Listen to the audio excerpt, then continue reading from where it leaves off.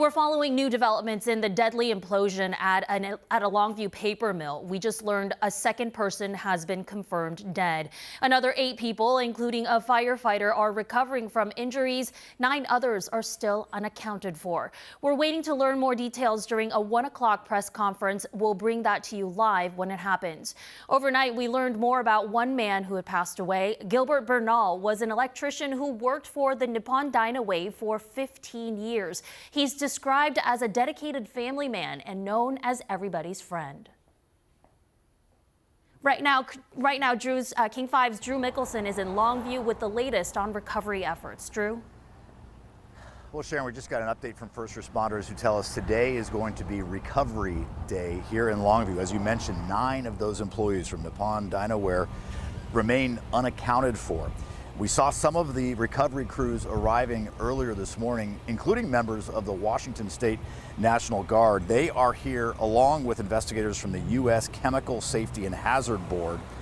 Now, you'd think that this happened more than 24 hours ago. Why weren't the recovery efforts happening then? Well, it's just been too dangerous to get back in there. This is a 900,000 gallon tank that was holding a very volatile liquid, this white liquor, and the structural integrity of that area just made it too dangerous for folks to go back in there yesterday. But we're told that today they're going to try to get back in there. We did fly our drone overhead just about an hour ago, and we didn't see anyone in that direct area where this rupture happened right about 7:15 yesterday. Washington Governor Bob Ferguson told us last night that all state resources are being made available to help with the investigation and these recovery efforts. We'll be here to do everything we can to help with the situation, and we'll be here as long as it takes. Our first responders and our emergency room workers, our nurses, and many people here have seen truly unthinkable horrors today.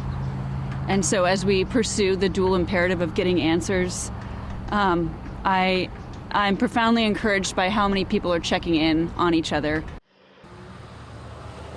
We've seen a lot of federal folks arriving here, but also plenty of locals who have been on this scene nonstop, including the Cowlitz County Coroner's Office. The EPA, the State's Department of Ecology, are also monitoring the air and water quality around here. And at this point, there are no risks to the surrounding area right next to this massive industrial area here, right along the Columbia River. As you mentioned, we do believe that there will be a 1 o'clock press conference held here at the headquarters. We will, of course, be here on the scene and have that for you live.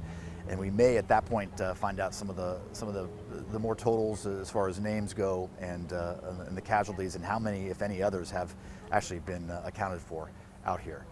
Live in Longview, Drew Mickelson, King 5 News. Thank you, Drew. Live in Longview all day for us. And it was an emotional night in Longview. The community came together for a vigil for the victims of the implosion. More than 100 people attended the event at R.A. Long Park, about 2 miles from the paper mill. We spoke with community members who told us this was the most tragic thing that's ever happened in Longview. It's a huge part of our community. If we didn't have our mill workers, the town would probably face a steady decline.